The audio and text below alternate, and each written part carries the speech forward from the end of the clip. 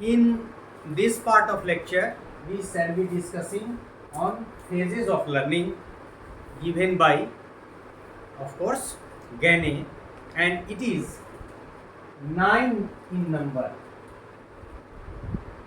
So, Gane identified 9 stages of cognitive development that are essential to learning and which need to be executed in a sequential order.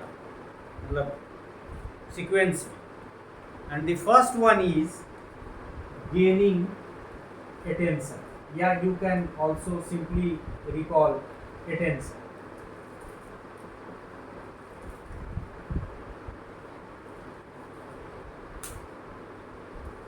Gaining attention, or you can also recall reception.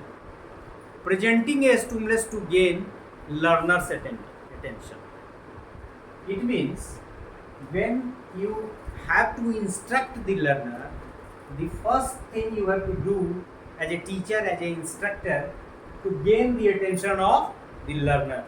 अब कैसे करेंगे? You know in a better manner. Different teaching skills आपने सीखा है, लेकिन गैनी ये कह रहा है कि to gain the attention of the learner is very much essential.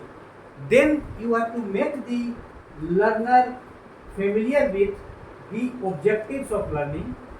Objectives. Gaining attention के बाद है informing the learner the objectives of learning. मतलब expectancy, मतलब आप क्या चाहते हैं कि इस इंस्ट्रक्शन के फलस्वरूप अधिगम करता कर पाएगा, जो हम लोगों ने डिस्कशन किया था लेसन प्लानिंग में कि specification of objectives in behaviour terms, उसी की तरफ इशारा कर रहा है कि informing the learner the objectives of learning, जो लेसन प्लान के फॉर्मेट में भी हम लोग कहते हैं कि आज हम लोग ये चीज़ पढ़ेंगे, ये चीज़ पढ़ेंगे, ये चीज़ पढ़ेंगे, ये चीज़ जानेंगे, उसी की तरफ इशारा है. So this is the second phase you can say, और second step you can say. So informing the learner the objectives of learning, then stimulating recall of prerequisite और प्रायर लर्निंग, मतलब उनको बताना कि इसके जानने के पहले क्या क्या जानना जरूरी है. सो स्टिमुलेटिंग रिकॉल और prerequisite prior learning means to relate new information to already learn. हम लोगों ने जब लेसन प्लान में भी डिस्कस किया, to combine the previous knowledge with the knowledge to be gain, and this is the major purpose of introduction.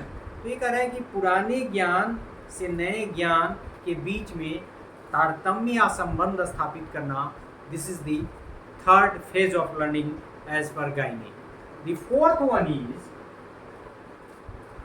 Presenting the stimulus material, content matter, मतलब presentation की तरफ इशारा कर रहा है. जो भी लर्निंग मटेरियल वो कैसे प्रेजेंट करेंगे? Provide examples, present in different manner, मतलब यदि आप बोर्ड पे लिख दिए हैं, ट्रायंगल पढ़ा रहे हैं या सर्किल पढ़ा रहे हैं, तो कुछ फ़ोटो भी बनाइए और कुछ उसको भी देख लीजिए.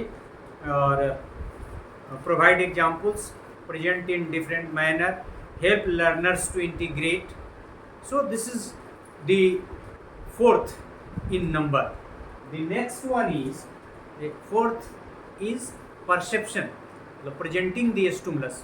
You have to present the content, you have to provide the examples, present in different manner and help the learners to integrate.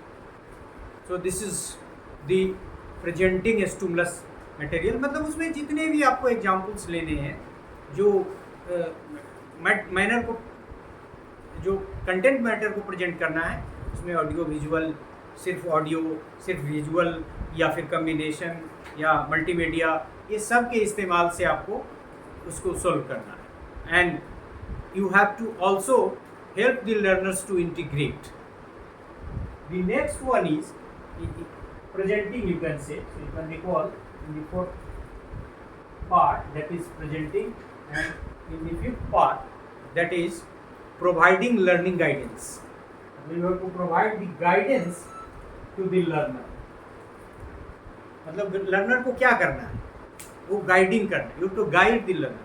So providing learning guidance, इसको सिमेंटिक इनकोडिंग भी कहते हैं।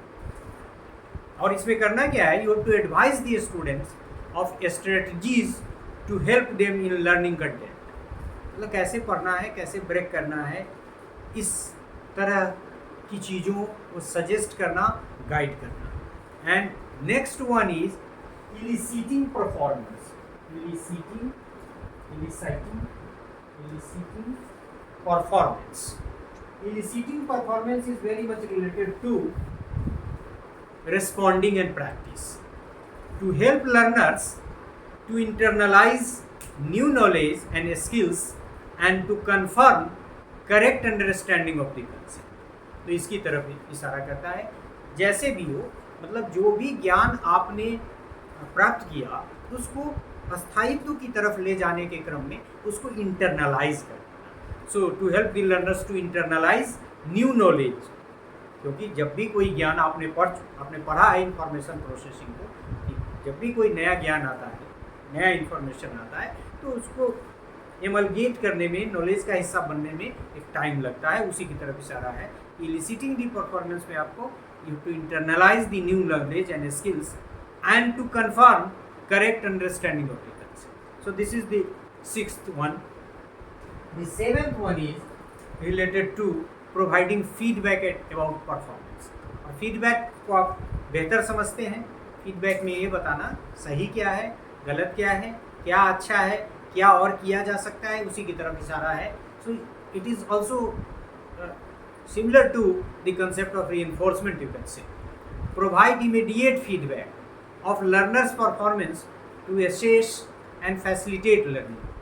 Different types of feedback can be given, and what are different types of feedback that can be given? That is confirmatory. सही है, you are going in the right direction. आपने जो internalize किया, आपने जो सीखा है वो ठीक है, सही है। करेक्टिव, कुछ उसमें सुधार चाहिए, और रेमेडियल कि नहीं ऐसे किए हैं, ऐसे कर। इंफॉर्मेटिव, कुछ और ऐड करना है या नहीं। एनालिटिक, एनालिसिस से रिलेटेड है। So in the seventh phase of learning, that is providing feedback about performance, we use different types of feedback mechanism, that is confirmatory, corrective or remedial, informative, analytic, to improve. And the eighth one is, so yeah, you can write feedback, you can say feedback in order to recall, you have. And the eighth one is addressing or assessing, मूल्यांकन की तरफ हम जा रहे हैं। assessing और addressing the performance, जिसको retrieval भी कहते हैं, to see whether expected learning outcomes have been achieved और नॉट। चूँकि हमने लेसन प्लान में आप लोगों से डिस्कस किया और बताया भी कि मॉडर्न जो फॉर्मेट है लेसन प्लान का, वो कहता है कि objective specification in terms of in behaviour terms, मतलब आप जब उद्देश्यों का निर्धारण करते हैं तो अधिगमकर्ता के व्यवहार में होने वाले परिवर्तन के सापेक्ष में करिए, और उन होने वाले परिवर्तन जो आपने उद्देश्य के रूप में परिभाषित किए हैं को ध्यान में रख के मूल्यांकन कीजिए। तो ये जो एर्थ स्टेप है वो मूल्यांकन की बात करता है। एंड दी, ये आप असेसमेंट कहिए या इवैल्यूएशन कहिए, असेसमेंट की बात करते हैं। And ninth one is enhancing retention, मतलब जो भी चीज़ें आपने पढ़ा, जैसे पुराना एक कंसेप्ट है लेसन प्लानिंग का, इसमें हम लोग रिकैपिचुलेशन करते हैं और हम लोग मूल्यांकन के माध्यम से ही रिटेंशन टेस्ट करते हैं, जो रिकैपिचुलेशन भी हो जाता है। स्टूडेंट से ऑब्जेक्टिव्स को ध्यान में रख के प्रश्न पूछते हैं और वो प्रश्न का जवाब देता है तो उसको हम रीइंफोर्स करते हैं।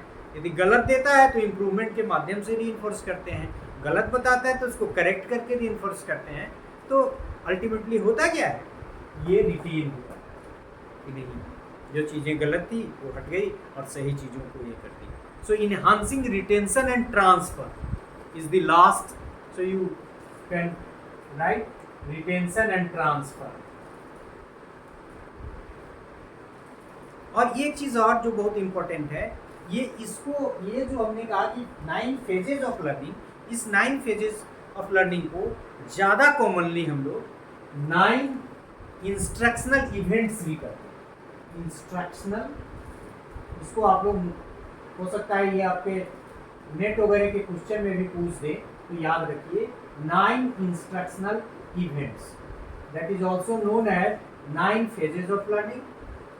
So this is very important. This is one of the contribution of Gagne, that he talks in terms of 9 instructional events or 9 phases of learning, that is gaining the attention of the learner, making the learners known to the objectives of the content matter, for what is needed, the prior information that is needed in order to understand the content to be taught, and presenting, how presenting, और उसमें different teaching ads का इस्तेमाल, जितने भी जो types of 8 types of educational technology जो हम लोग कहते हैं on the basis of our sense organs, तो उसकी तरफ कि प्रिंट से इलेक्ट्रॉनिक्स, इलेक्ट्रॉनिक्स से प्रिंट्स, वर्ड से फिगर, फिगर से वर्ड्स आदि आदि की तरफ इशारा करना है। So you present by using the different modes and guide what to do, how to attack the problem, how to solve the problem, and problem doesn't mean the problem of mathematics, any content, then eliciting performance. So eliciting the performance practice की तरफ इशारा करता है, और internalise, यहाँ आप एक word याद रख सकते हैं कि ये इंटरनलाइज कंसेप्ट्स को धारण करने की तरफ इशारा कर रहा है। और फिर आपका है फीडबैक देना कि आप ये this was right, this can be done like this, and this can be improve in this manner, it was very good and like that. So providing feedback and then assess, keeping in view the entire objectives which was made for which, from which the learners were made familiar these objectives. So keeping in view the objectives of the content assessment, और तब फिर retention, क्योंकि जब learning है तो memory है, memory है तो फॉरगेटिंग है, और मेमोरी और फॉरगेटिंग से ही एक कंसेप्ट जुड़ा है, दैट इज रिटेंशन। जब आप किसी चीज़ को रिटेन करते हैं तो वो आपका अपना हो जाता है, और फिर वो ट्रांसफ़र की तरफ बढ़ता है। So the next step is retention and transfer. ये कह रहा है कि इंस्ट्रक्शन के क्रम में, मतलब आप किसी को इंस्ट्रक्ट कर रहे हैं तो ये लर्नर्स के अटेंशन को गेन करें, लर्नर को बताएं कि ऑब्जेक्टिव क्या है, फिर क्या क्या मुख्य बिंदु है प्रीवियस नॉलेज से संबंधित जिसको जानना जरूरी है इस ज्ञान को प्राप्त करने के लिए, फिर प्रेजेंट करने में डिफरेंट मीडिया का इस्तेमाल करना ताकि प्रेजेंटेशन इफेक्टिव हो, गाइड करना कि कैसे हम इस प्रॉब्लम को करना चाहिए, फिर परफॉर्मेंस को, और फिर इंटरनलाइज करने की तरफ इसका इशारा है, फीडबैक कहाँ गलत कहाँ सही, और फिर असेसमेंट, और फिर retention and transfer. So these are the 9 phases and most importantly known as 9 instructional events given by Gagne. So this is all about this part of lecture, that is phases of learning. Thank you very much.